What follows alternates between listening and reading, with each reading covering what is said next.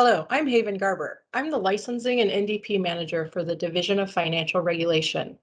Today, I'm going to walk you through the process of getting a license for a pharmaceutical sales rep.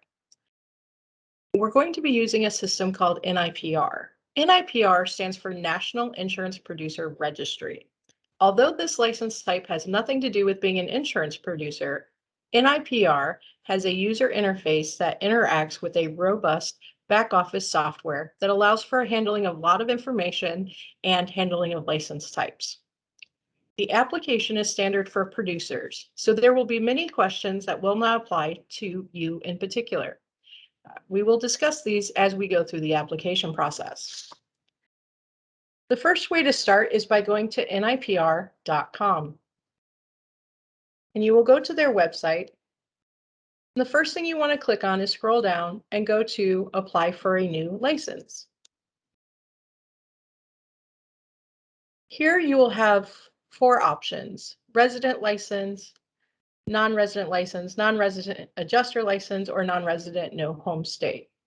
Since we are the first state who is requiring pharmaceutical sales reps to be licensed, there is no non-resident license. So in the insurance producer world, if you had a license in Washington, a resident license, you would get a non-resident license here. In this case, the state of Oregon is the only one who's requiring this license at this time. So if you have any address, either your business address or personal address that resides here in Oregon, you would select resident address. If both your business and personal address are outside of Oregon, you would select non-resident license, no home state. So for this demonstration, we're going to click on resident license.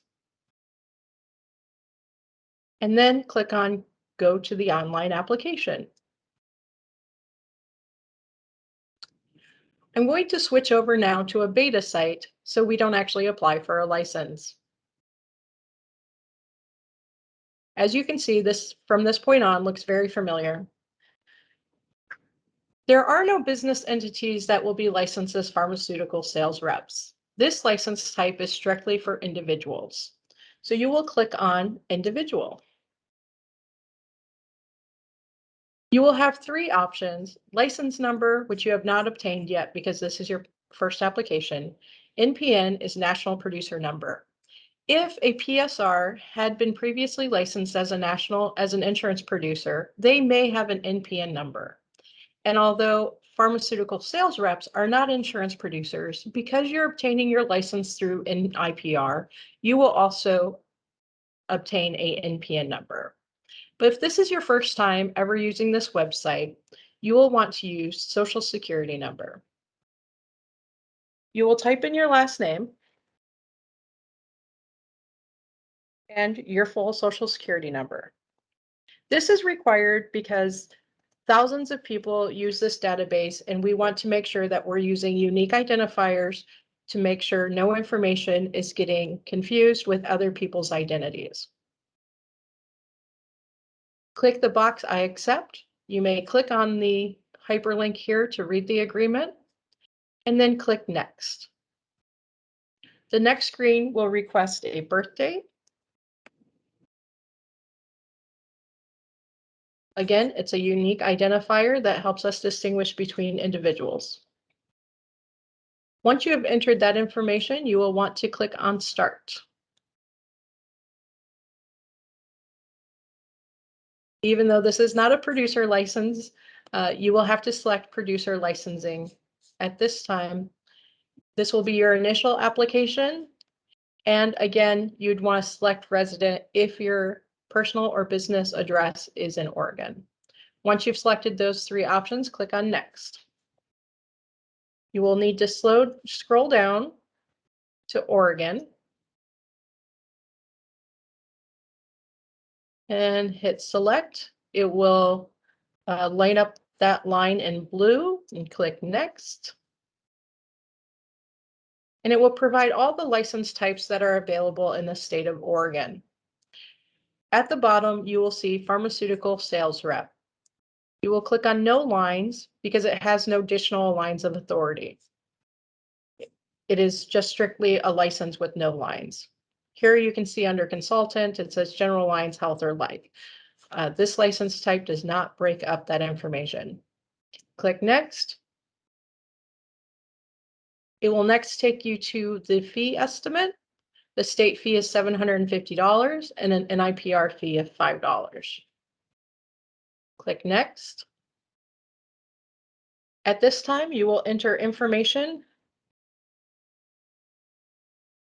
related to you and your employment.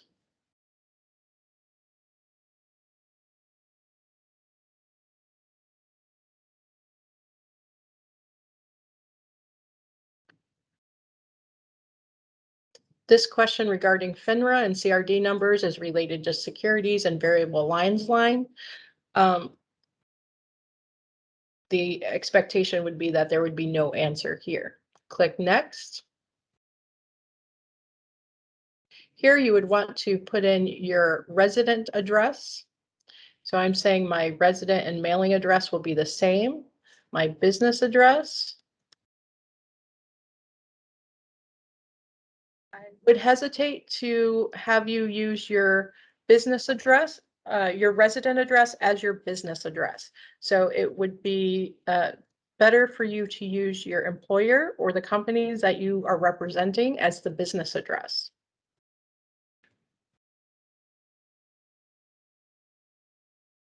I've entered my business address. Now I'm going to put in my mailing address, which is the same as my resident address.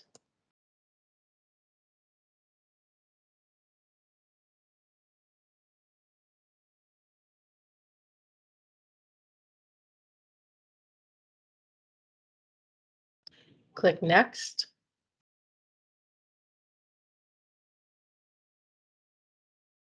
A home phone number can be a cell phone number or a landline, but this is a way, the number associated with the home number should be the way that we can contact the licensee directly. So this number, the home phone number, should not be a number that goes to a call center or to a company. It should be, if we need to talk to the licensee, we are able to pick up the phone and call them at that number. This phone number could be a line that goes directly to the pharmaceutical sales rep, or maybe it goes to the compliance department.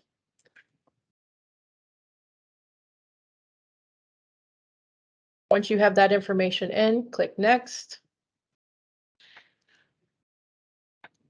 Personal email is another way that the division would contact the individual pharmaceutical sales rep.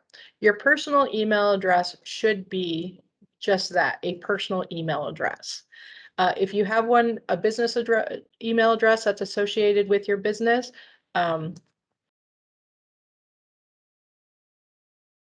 use that.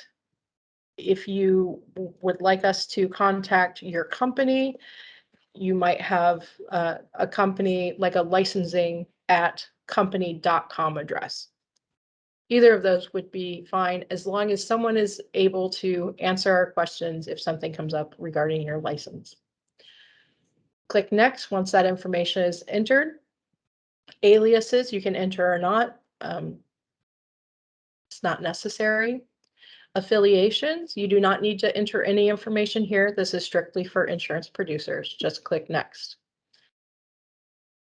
For the insurance producer application, we're required to provide 5 years of history. With this application, it's not required.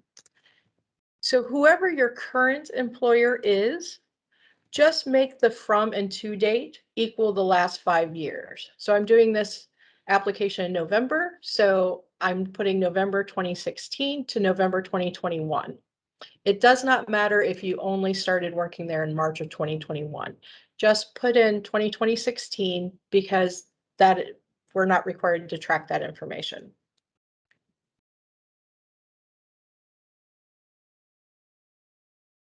Once you have that information, click next. Now, these are the background questions that are associated with insurance producers. This is a uniform application that is given by all 50 states. So since this is a different license type, this information is not required. You are able to go in and select no. It asks for information about your criminal background regarding conviction of misdemeanors, of felonies, military offenses, administrative actions, child support obligations, a lot of items that are not associated with this license type.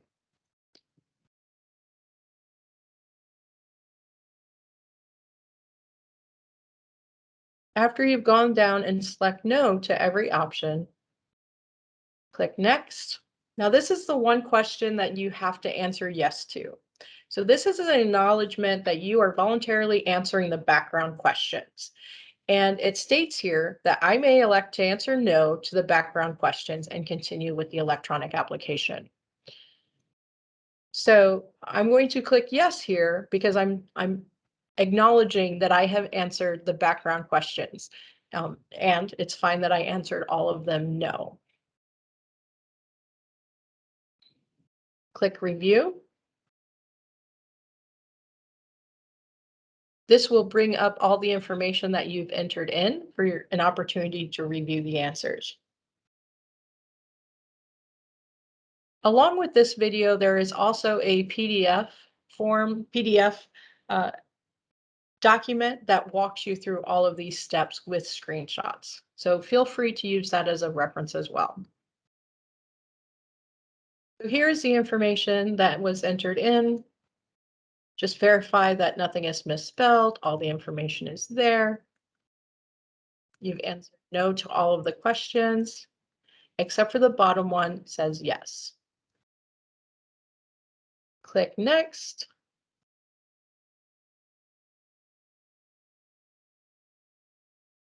This screen asks who is submitting the application. If I am submitting the application myself, I would just select myself. If I am an employer or a compliance department submitting this on behalf of a PSR, then you would click on someone else. If you click on someone else, it will ask for additional information about who the authorized submitter is. In this case, I'm going to select myself. I'm going to click next. The next screen takes you to the attestation. And again, this is very much driven by the insurance producer application. So the one statement that is applicable to the pharmaceutical sales rep license is statement number 1. And basically, you're saying that your SMID, this application is true and complete. And true and complete also means that you've answered the background questions all no, since those are not applicable to this license type. There is no expectation that you have answered anything except for no to the background questions. Click accept. Click next. So if you would like your receipt sent to additional parties, this is where you would have to put that information in. You will want to put at least your email address here. If I want also send a copy to my licensing section, I could put that there. And then click next. This will tell me my fees, again, $755, submit and pay.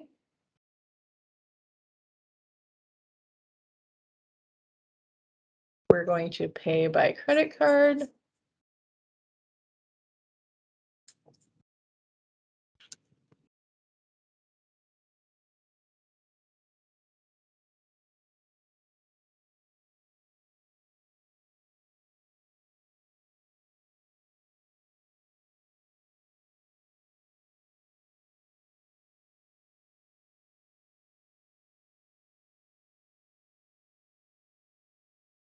Oh, sorry. Forgot what field I was filling out here.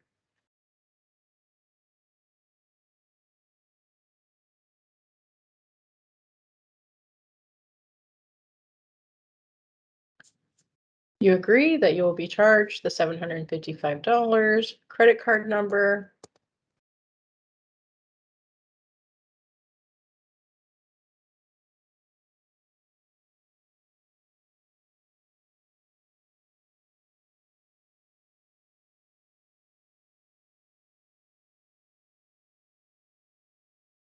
after the credit card is processed, you will see a receipt. This should also be emailed to you and anyone you had designated on the previous page. You will see that there's an action item required here in red. So applicants applying for pharmaceutical sales rep must submit a documentation with the description of the business in which the applicant will engage for the attachments warehouse in additional licensing documents. So the statute requires that we are notified about the business activities of pharmaceutical sales reps. As you saw going through this application process, there is nowhere to type in that information. So we must have a document uploaded into the warehouse. And the way you would do that is once you've reached this page, you can go to Licensing Center and Attachments Warehouse.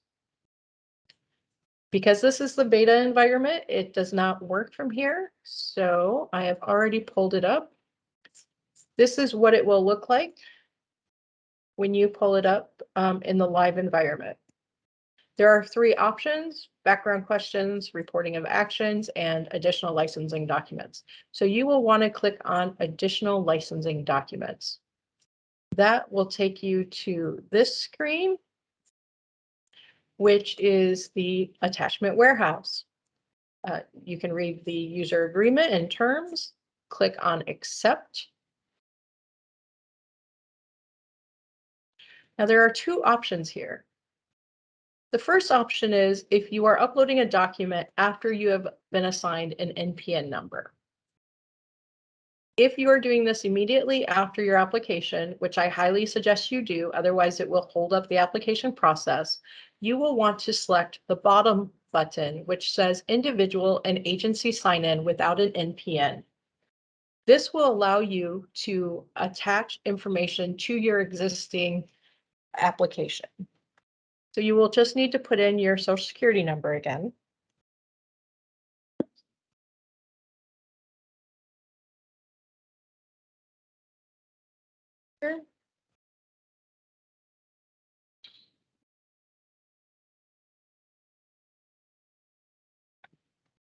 In the test environment, this information is not being carried over. I believe in the live site, you will have information on the screen. If not, just click edit, and this will allow it to be fillable.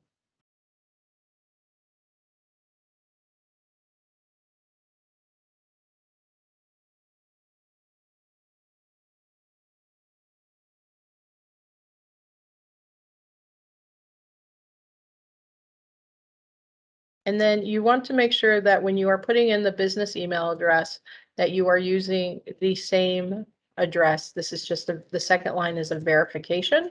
So you want to make sure it's correct. Click update. And then you can click, you'll see up here, it says successfully updated. Click continue.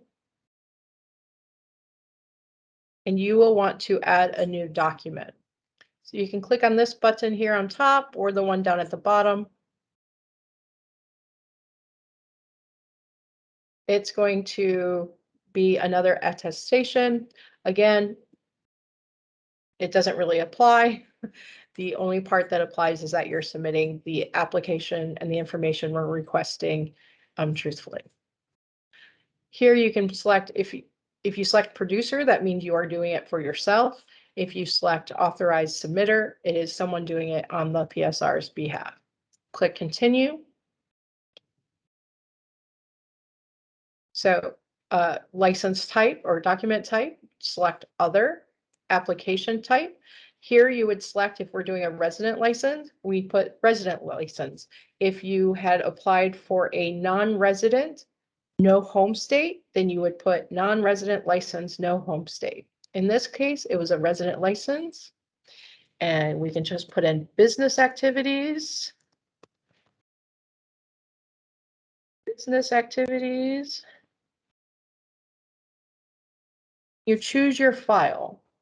So there's no special form. This is just a document that tells us what your business activities are. In this sample, I just put, in this case it was Jane, but we have changed to Spencer, Jacob Spencer. And put in a brief description of what the person will be doing. So it doesn't have to be very long, very detailed, just a few sentences about what their activities are. Once you have chosen the file and attached it, you just click Attach Document, and it says you have successfully uploaded a document. So when the licensing technician for this license type looks at the application, it will be a complete application. If this information, being the business activities document, is not uploaded at the time of the application will be considered incomplete and will take longer for the application to be approved. Please let us know if you have any questions. There is additional information on our website. Thank you very much and have a great day.